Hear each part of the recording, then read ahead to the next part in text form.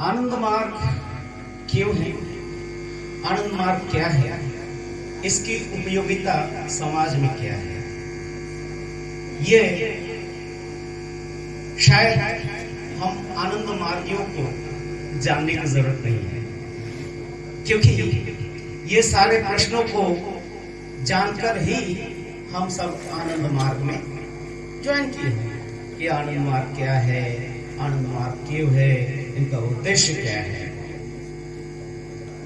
लेकिन एक चीज हम सबको अपने दिलो दिमाग में बैठा लेना है, अपने जहन में बैठा लेना है कि आनंद मार्ग कोई डब्बा बंद कोई चीज नहीं है। आनंद मार्ग कोई संस्था से कॉन्फाइंड नहीं है। आनंद मार्ग एक पूर्णांग जीवन आदर्श है। आनंद मार्ग एक पूर्ण जीवन दर्शन है जो कि मानव सभ्यता को, बिखरते मानव सभ्यता को, बर्बाद होते हुए मानव सभ्यता को बचाने के लिए एक नई सभ्यता निर्माण हेतु आया है।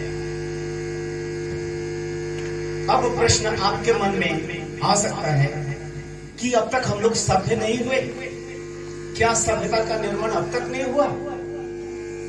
सभ्यताएं एक नहीं, हजारों सभ्यताएं आए और हजारों सभ्यताएं खत्म भी हुई, और आज जिस सभ्यता में हम लोग पल रहे हैं वो सभ्यता जानते हैं। कौन सा सभ्यता है ये? भारतवर्ष कौन सा सभ्यता में पल रहे हैं?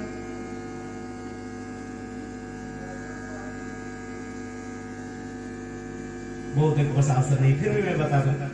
याद रखिएगा, भारतवर्ष एक सभ्यता नहीं है। लोग कहते हैं भारतवर्ष एक सभ्यता है। भारतवर्ष एक सभ्यता नहीं है। भारतवर्ष में कई सभ्यताएं हैं, जैसे गंजेटिक, गांगीय सभ्यता, अर्थात गंगा नदी के किनारे जो सभ्यता की विकास हुए, गंजेटिक सिविलाइजेशन है। जो ब्रह्मपुत्र नदी के किनारे, वो पार्वतीय सभ्यता है, पार्वत्य सभ्यता है। जो आप देखेंगे चाइना से लेकर बर्मा, भूटान से लेकर इंडिया के हमारे गुवाहाटी, नॉर्थ ईस्ट, ये कौन सा सभ्यता है? ये पार्वतीय सभ्यता है। इस तरह से देखेंगे कि भारतवर्ष कई सभ्यताओं का समुच्चय है। भारतवर्ष कई सभ्यताओं का समाहार है। दक्षिण भारत में अगर जाएंगे तो देखेंगे कि हमारे ये जो पूर्व और उत्तर के जो सभ्यताएं हैं, जो संस्कृति है, उससे बिल्कुल अलग है। पूर्व से जब एक्सट्रीम नॉर्थ हो जाएंगे तो वहां देखेंगे सभ्यताएं, उनकी सांस्कृतिक अभिव्यक्तियां, उनकी जीवन शैली हमसे बहुत अलग है। ये सब होने के बावजूद भी हम एक सभ्यता कहलाते हैं या कहते हैं, कहे जाते हैं। वो कौन सी सभ्यता है? वो है सनातन सभ्यता, वो है भागवत धर्म की सभ्यता, भागवत धर्म की संस्कृति, जो हम सबको जोड़ के रखा है। इतना डाइवर्सिटी, इतना विचित्रता के बीच भी हम एक दूसरे से जुड़े हुए हैं। कोई काले, कोई गोरे, कोई ऊंचे, कोई लंबे, कोई बौने, अलग अलग रंग बिरंग के लोग, हम लोग एक साथ एक सूत्र में बंधे हुए हैं। वो क्या है? भारतीयता। लोग आज भूल से इंडिया कहते हैं, भूल से हिंदू कहते हैं, गलती से हिंदू कहते हैं, क्योंकि भारतीय सनातन संस्कृति में हिंदू शब्द नाम का कोई चीज नहीं है। अब इंटायर वेद को पढ़ के देखिए, वहां पर हिंदू शब्द नहीं है। हिंदू शब्द का यूज हुआ है after the इन्वेशन of Islam. Islamic इन्वेशन के बाद, इस्लामिक आक्रांताओं के आक्रमण के बाद वो लोग इस देश को क्या करने लगे? सिंधु नदी के किनारे होते हुए आए, तो सिंधु नदी के किनारे जो उन्नत सभ्यता है वो सिंधु सभ्यता है, तो सिंध को हिंद कहने लगे। और उस सिंध को ही वो समझ गए कि संपूर्ण आर्यवर्त को क्या करने लगे, ये आर्यवर्त को वो हिंद कहने लगे। वो उनकी भूल है और हमने स्वीकार किया, वो भी हमारी भूल है। हमारी सभ्यता है सनातन सभ्यता, हमारी संस्कृति है सनातन, हमारा धर्म है भारतीयों का भागवत धर्म, एक ही धर्म है। अब भागवत धर्म के प्रणेता कौन है? क्या आप लोग जानते हैं कि भागवत धर्म को सबसे पहले प्रचार किसने किया? भोले बाबा। कौन?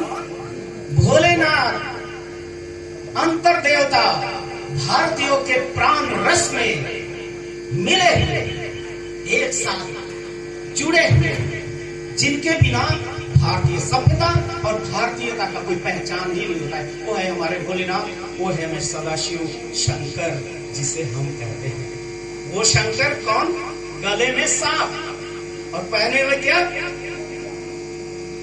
चर्म, व्याघ्र चर्म, हाथ में त्रिशूल। और कहीं कहीं तो आजकल बहुत ही विशेषकर ये हमारे बिहार और यूपी और बंगाल में देखता है कि हाथ में चिलम भी रखा हुआ है। जानते हैं कि नहीं? और चिलम का मतलब है गांजा पीना। माने भोलेनाथ है गजेड़ी, भंगेरी, शराबी, तभी तो वहां उनके हाथ में है चिलम। क्योंकि इतने बेचैन है भोलेनाथ, इतने वो टेंशन में, एंजाइटी में रहते हैं कि उनको गांजा का दम लेकर उनको शमशान में पड़ा रहता है। ये पाखंड किसने फैलाया? जिन्होंने सभ्यता का निर्माण किया, जिन्होंने हमें चलना सिखाया, जिन्होंने हमें नृत्य सिखाया, जिन्होंने हमारे गीत सिखाया, जिन्होंने हमें मानव जीवन का जो सही रस है वो रसपान कराया, जिन्होंने ये सिखाया, हे मानव जाति, सर्व गोत्रान परित्यज शिव गोत्र में आ जाओ। क्योंकि अभी तुम्हें इस छोटे छोटे क्लैन, गोत्र, ट्राइब में रहना नहीं है, तुम्हें मनुष्य बनना है और शिव गोत्र में आना है। शिव गोत्र आने का मतलब यह है हर तरह के संग्राम, हर तरह की लड़ाई झगड़े को छोड़ के शांति के पथ पे आओ। शिव का मतलब कल्याण का पथ, शिव वस्तु में कल्याण हो, सबका भलाई हो, अर्थात ये सब भेदभाव छोड़ के आओ। वो भोले बाबा के हाथ में सांप, गले में सांप भी है वो तो ठीक है, हाथ में त्रिशूल है वो भी ठीक है, लेकिन गजेड़ी बनाना ये कहां का ठीक है भाई? आज भोलेनाथ के नाम पर न जाने कितने लोग गांजा, भांग या शराब पी के धूत रहते हैं, मस्त रहते हैं। वो तो क्या है? तो भोलेनाथ का प्रसाद। जब भोले बाबा पीते तो हम कहने पिएंगे? ये जो कल्चर, ये जो एक नेगेटिव, ऋणात्मक, ध्वंसात्मक जो कृष्टि हमारे अंदर जो आया है वो गलत है। लेकिन भोले बाबा सचमुच में भोले हैं। उन्होंने तो हमें क्या नहीं दिया है? हमें नृत्य दिया, गीत दिया, बात दिया, संस्कृति दिया, मानव को एक साथ जोड़ा, विवाह प्रथा को दिया और बहुत सारे कई चीज दिए। तो सनातन संस्कृति के प्रणेता सदाशिव है और उसी सनातन संस्कृति को आगे बढ़ाए कौन? श्री कृष्ण। भागवत गीता एक ऐसा ग्रंथ है जो ग्रंथ मानव जीवन को चलाने के लिए एनफ है, एक संपूर्ण दर्शन है। क्यों? उन्होंने योग दर्शन को भागवत दर्शन का एक व्यवहारिक के रूप में संपूर्ण मानव जाति के लिए दिया। श्री अर्जुन के माध्यम से श्री कृष्ण ने बताया, हे महाबाहो, अगर तुम्हें मोक्ष की प्राप्ति करनी है तो तुम्हें योगी बनना होगा। क्या बनना होगा? योगी बनना होगा। तो योगी कैसे बनोगे भाई? योगी का मतलब ये भगवान ड्रेस पहन लिए योगी हो गए, घर छोड़ दिए तो योगी बन गए, तिलक चंदन लगा लिए तो योगी बन गए? नहीं, योगी का मतलब वो नहीं होता है। योगी का मतलब संयोग जीवात्मा परमात्मनि, जो जीवात्मा से परमात्मा के साथ मिलने का अनवरत प्रयास कर रहे हैं, कोशिश कर रहे हैं, वही योगी है। और परमात्मा के साथ मिलने के लिए जो कंस्टेंट इंडिवर जो है, नेवर एंडिंग इंडिवर जो है, रेगुलर जो कंस्टेंट नियमित रूप में जो कोशिश कर रहे हैं, वो क्या कर रहे हैं? साधना कर रहे हैं। क्या कर रहे हैं? साधना कर रहे हैं। योग साधना करते हैं, योग आसन करते हैं। कितने लोग आसन करते हैं? हाथ उठाइए। देखिए ज्यादातर लोग नहीं कर रहे हैं। अब कितने लोग साधना करते हैं नियमित? इसका मतलब आसन साधना नहीं है। गलत, रॉन्ग इंफॉर्मेशन है। आसन भी साधना का एक लेशन है जो मैक्सिमम लोग अवॉइड करते हैं। और बाबा श्री आनंद मूर्ति जी बायोसाइकोलॉजी में कहते हैं कि योगा साइकोलॉजी, बायोसाइकोलॉजी को समझ के जो साधना करेंगे उनकी साधना अच्छी होगी। अर्थात ये जो आसन, जो एस्पेक्ट को आप लोग अवॉइड करते हैं, ये आपके लिए क्षतिकारक है, आपके आध्यात्मिक प्रगति के लिए क्षतिकारक है। क्यों? क्योंकि यम, नियम, आसन, प्राणायाम, प्रत्याहार, धारणा, ध्यान, समाधि, ये अष्टांग योग है जो भागवत गीता में श्री कृष्ण सबको करने के लिए बोले हैं। सनातन संस्कृति, सनातन संस्कृति का मतलब योग की संस्कृति, भागवत धर्म का मतलब योग साधना की संस्कृति, जो आज आनंद मार्ग के निरलस, टायरलेस कोशिश के बावजूद आज पूरे विश्व में योग प्रतिष्ठित है। भले ही योग को इंटरनेशनली रिकॉग्निशन को साल पहले दिया, लेकिन इस योग साधना का प्रचार आनंद मार्ग 1955 से पूरे वर्ल्ड में कर रहा है। आनंद मार्ग योग साधना कर रहा है। आनंद मार्ग श्री कृष्ण के बताए हुए जो व्यवहारिक साधना है उसको करते हैं और दूसरों को सिखाते हैं। लेकिन इस साधना के कारण आनंद मार्ग को न जाने कितना विरोध का झेलना पड़ा। क्या विरोध? ये आनंद मार्गी रूम में बैठ के आंख में क्या करता है समझ में नहीं आता है। ये कौन सा धर्म का पालन करता है? सुने हैं कि नहीं आप लोग? ये आनंद मार्गी आंख मूंद में क्या करता है? ये कौन सा धर्म है भाई? ये कहां से आया है? और वही आज आंख मूंदने के लिए दूर दूर से सीखने आते हैं कि भाई कैसे। एक जो कभी आंख बंद करके साधना में बैठा ही नहीं है, हम लोग नए नए जगह पे जाते हैं ना, तो देखते हैं बोले जरा आंख बंद कर बैठे तो ऐसे करते हैं। आंख ठीक से बंद नहीं कर पाता है 2 मिनट, और आंख बंद नहीं करता है 2 मिनट, खुल जाता लगता है एकदम बेचैन है। क्यों? उनका मन क्रूर चिंतन, जड़ चिंतन, निगेटिव चिंतन कर करके ऐसा जड़ बन गया है कि आंखें बंद करके बैठ ही नहीं सकते। और आनंद मार्ग यही चीज एक छोटे बच्चे से लेकर एक बूढ़े सबको यही सिखाता है कि सबसे पहले आत्मसंयम, अपने इंद्रियों को नियंत्रण, अपने वृत्तियों पर नियंत्रण करने का जो रेगुलर कोशिश है वो तुम्हें करना है। तो आनंद मार्ग क्या सिखा रहा है? शाश्वत सनातन भागवत धर्म की संस्कृति आनंद मार्ग सबको सिखाता है। ये प्रैक्टिकल एस्पेक्ट है। हमारे समाज में एक रीति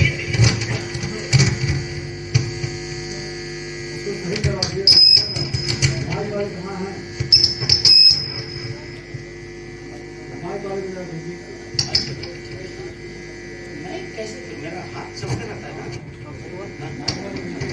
तो अब मैं जो कह रहा था, अभी मैं कहां पर था? हाँ, भागवत धर्म की प्रैक्टिकल। जैसे नहीं उससे कोई बात, हमारे उत्तर प्रदेश में विशेषकर इस एरिया में हर घर में रामायण पढ़ी जाती है, हनुमान चालीसा पढ़ा जाता है, और भागवत गीता घर घर में है, लोग पढ़ते भी हैं। अब बहुत सारे ऐसे संस्थाएं हैं जो भागवत गीता को बांटते हैं, फ्री में बांटते हैं लोगों के पास। पढ़िए पढ़िए पढ़िए। और उस भागवत गीता को एक हास्यकर विषय यह है कि मुक्ति मोक्ष पाने के लिए क्या करना है? भागवत गीता को पढ़ो। मुक्ति मोक्ष में अगर नहीं पढ़ पाए तो सिर्फ प्रणाम करो, सुबह शाम प्रणाम करो, उसी में तुम्हें मोक्ष मिल जाएगा। ये कल्चर, न्यू ट्रेंड हमारे समाज में आई है। ये बताइए बहन जी, आप किताब को पूजने से ज्ञान आ जाएगा? किताब को पूजने से बुद्धि बढ़ जाएगी ना? कि किताब को पढ़ना पड़ेगा, और पढ़ने के बाद उतना वहीं पर समाप्त नहीं होता है, उसको पालन भी करना होगा, है ना? हमारे गुरुदेव श्री श्री आनंद मूर्ति जी कहते हैं कि शिक्षित वो नहीं है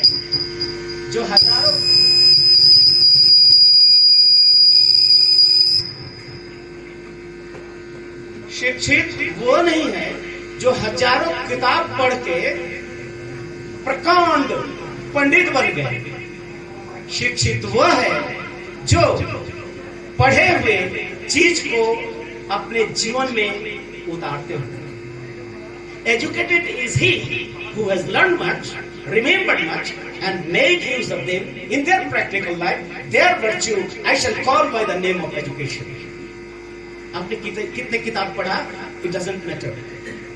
कितना याद रखा वो भी मैटर नहीं है, लेकिन जितना याद किया उसका कितना परसेंटेज अपने जीवन में उतारे, that value is that counts. उसको वैल्यू, उसको गुण बोला जाता है। अर्थात जो ज्ञान जीवन में उतारा ना गया हो वो ज्ञान क्या है?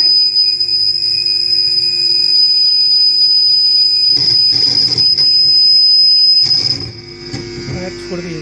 जो ज्ञान जीवन में पालन नहीं करते हैं वो ज्ञान आनंद मूर्ति जी के अनुसार, आनंद मार्गदर्शन के अनुसार वो कूड़ेदानी की कूड़ा है, डस्ट ऑफ डस्टबिन।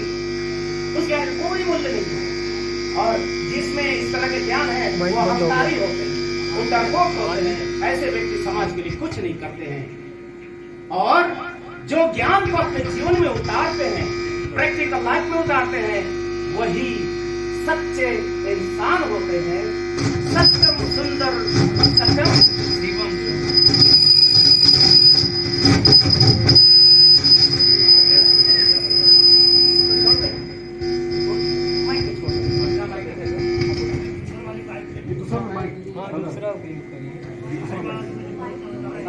प्रॉब्लम वहां से है, तो एक ऑपरेटर है हम यहाँ अच्छा चाहिए ना, इसको फिक्स कर देते हैं। आप कर दीजिए, ठीक है। स्पीकर घुमाने से भी हुआ होगा। नहीं, कुछ नहीं, तो छोड़ दीजिए, हो गया। ठीक। मेरा ये इंफॉर्मेशन आपको देना था, ये मैसेज देना था कि जो ज्ञान है वो सिर्फ पढ़ने का चीज नहीं है। किताब सिर्फ पढ़ने का, हेलो,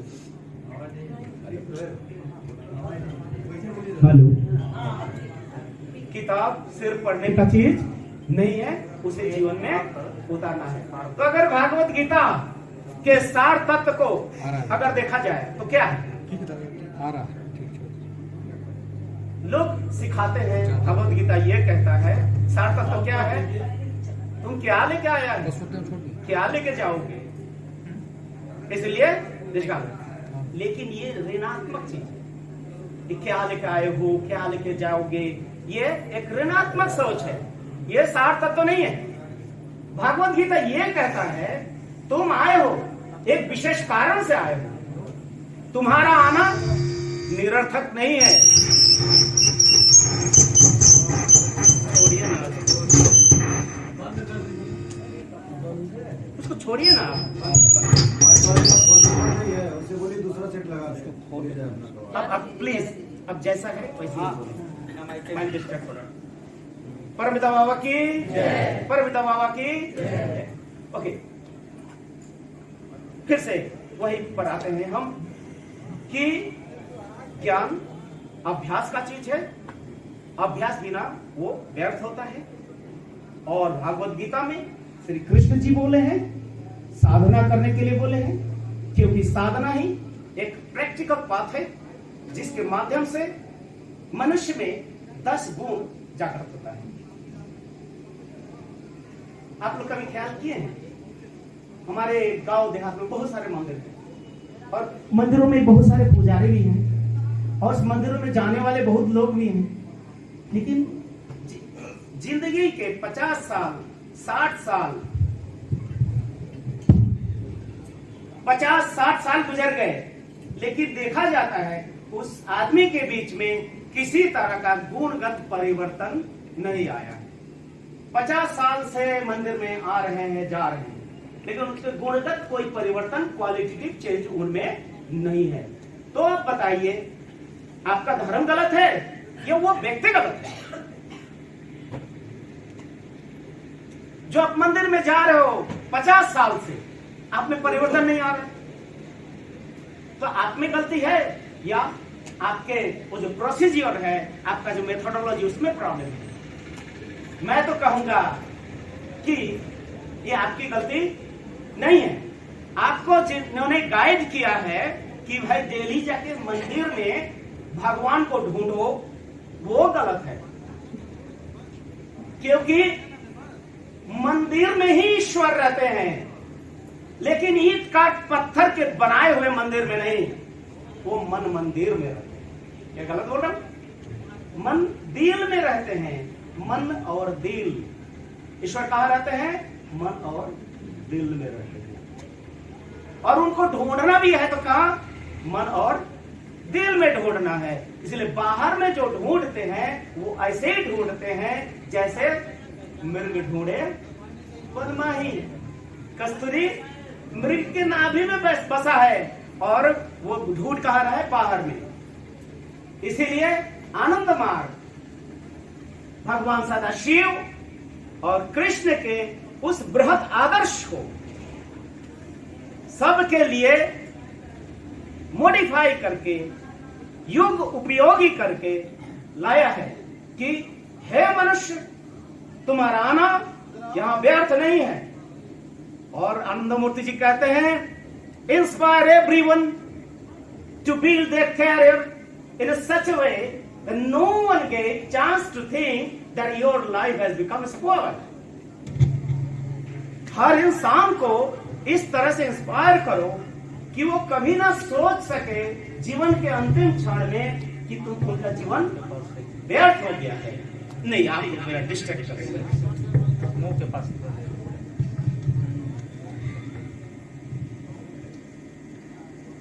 फिर डिस्कनेक्ट हो गया ना। सेकंड लेसन ले लीजिए। ये ना सोचे कि हमारा जीवन व्यर्थ हो गया। सेकंड लेसन हमारा जीवन व्यर्थ है, इसीलिए हर मनुष्य का आना इंपॉर्टेंट है, बहुत मूल्यवान ये जीवन है। और इस जीवन का उत्कर्ष और इस जीवन का सफलता परमात्मा की प्राप्ति में है। कहते हैं कि समाज की प्रगति क्या है? आनंदमूर्ति कहते हैं, from the first expression of morality to establish in supreme cognition is human progress. नैतिकता के प्रथम अभिस्फुरण से यात्रा शुरू होती है। कहां से? नैतिकता के प्रथम सोपान। नैतिकता क्या है? किसी को कष्ट नहीं देंगे, किसी को कष्ट नहीं देंगे, यथासंभव दूसरों को सहायता करेंगे, दूसरों को सहायता करेंगे, किसी को कष्ट नहीं देंगे, चोरी नहीं करेंगे। यही तो है यम नियम। समझ गए? भागवत गीता में ये योग जो बताया गया, योग पहले ही दिया गया है। क्या? यम नियम। यम क्या है? अहिंसा, सत्य, अस्त्य, परिग्रह, ब्रह्मचर्य। ये पालन करेंगे। तो ये जो मेथोडोलॉजी है, वैज्ञानिक सिस्टम है। योग एक विज्ञान है, योग कोई रिलीजन नहीं है। योग एक विज्ञान सम्मत, एक रेशनलिस्टिक, एक मेथोडोलॉजी है, एक सिस्टम है। जिस सिस्टम को फॉलो करने से, जिस सिस्टम को अनुपालन करने से मनुष्य में गुणगत परिवर्तन होना ही है। जो भी साधना करेंगे उनमें से 10 गुण जो है एक्सप्लोर करेगा, मैनिफेस्ट करेगा हर इंसान के जीवन में। वो क्या क्या है? क्षमा, दया, दमोस्त्यम। प्रथम गुण उनमें क्षमाशीलता, जो आनंद मूर्ति जी अपने चर्याचर्य फॉरगिवनेस, क्षमाशीलता।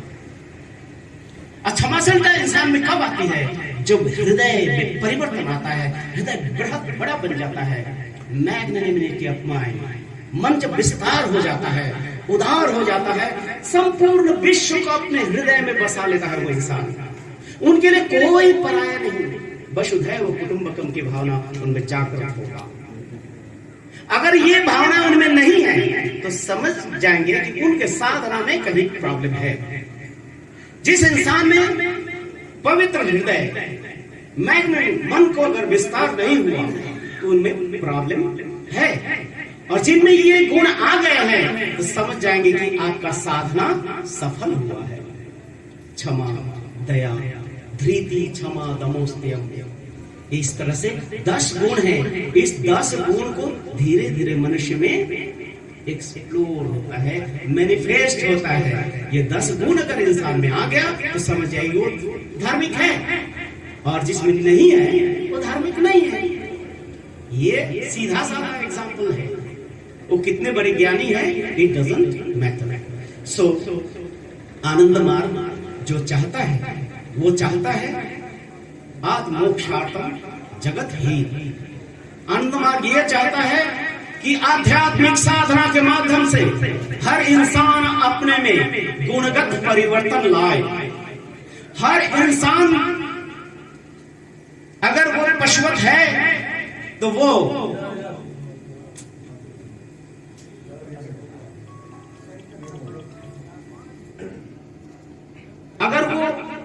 पशुवत एनिमलिस्टिक अगर बिहेव करता है तो धीरे धीरे में उनमें मानवता, इंसानियत जगेगी, मानव के प्रति प्रेम जगेगा, संपूर्ण विश्व के प्रति प्रेम जगेगा। किसी को छोटा देख नहीं सकता, किसी को अछूत रूप में मान नहीं सकता। सामने क्या सनंत विश्व अमृतस्य पुत्रम, ये सृष्टि जगत में हम सब अमृत के पुत्र हैं। उस आनंद मूर्ति, आनंद स्वरूप चेतना घन उस परम ब्रह्म के हम संतान हैं। यहाँ पर हम कोई छोटे है ही नहीं। इसीलिए आनंद मूर्ति जी कहते हैं तुम्हें हीन मान्यता, हीन भाव नहीं रखना है, तुम्हें महान मान्यता भी नहीं रखना है, इंफिनिटी कॉम्प्लेक्स भी नहीं रखना है, सुपरियरिटी कॉम्प्लेक्स भी नहीं रखना है, और डिफिटेड साइकोलॉजी से ग्रस्त नहीं होना है। पराजित मानसिकता, मैं आगे नहीं बढ़ पा रहा हूं, मैं असफल हो रहा हूं, नहीं। ये असफलता सफलता की सीढ़ी है। तुम्हें कंटिन्यूअस एंडिवर अपना कोशिश करते रहना है, और उसी के साथ साथ समाज के हर इंसान को अपना परिवार का सदस्य के रूप में ग्रहण करके उनका सेवा करना, यही आनंद मार्ग का उद्देश्य है। क्या है? आत्मोक्षार्थम जगत हिताय च। और आनंद मार्ग एक नया कीर्तन शैली यहाँ पर अपनाया है, बाबा नाम केवलम। उसके पीछे एक लाइन का लॉजिक है मेरा कि भगवान परमपिता परमेश्वर, श्री भगवत गीता में श्री कृष्ण कहते हैं कि मैं ही परमपिता परम ब्रह्म, अर्थात वही एकमात्र पिता है। और पिता को हम उनके नाम लेके नहीं पुकारते, माता को नाम लेके नहीं पुकारते, परम पिता को बाबा कह के ही पुकारते हैं, और बाबा ही एकमात्र सत्य है। इसीलिए आनंद मार्ग में बाबा नाम केवलम कीर्तन गाया जाता है। समय का अभाव है, कहने का बहुत कुछ था, लेकिन जितना मैं कह दिया इतना ही अगर जीवन में आत्मसात करेंगे तो बहुत कुछ प्राप्त करेंगे। साधना बिना मनुष्य का जीवन पशु से भी अधम है। आज आप समाज में घूम के देखेंगे, इंसान के शरीर में बहुत सारे लोग घूम रहे हैं, लेकिन उनमें इंसानियत कितना है आपको जज करना है। क्योंकि त्रुटिपूर्ण दर्शन और गलत भोजन शैली के कारण आज मनुष्य का जो मानसिक स्तर है वो जानवर से भी बदतर हो गया है। जानवर एक सिस्टम फॉलो करता है, मनुष्य सारे नियमों को तोड़कर जानवर से भी बदतर हिंस्र पशु जैसा बिहेव कर रहा है। आनंदमान इन पशु को अच्छा इंसान बनाकर एक अच्छा नागरिक, एक आनंद मूर्ति का सुपुत्र बना के विश्व कल्याण में नियोजित करना चाहता है। आप सभी भाई बहन आइए आनंद मार्ग का साधना सीखिए। हमारे बीच में हमारे परम पूजनीय हमारे फादर तो आचार्य परमेश्वरानंद दादा है, उनका भी आप लोग सुनेंगे। धन्यवाद, नमस्कार।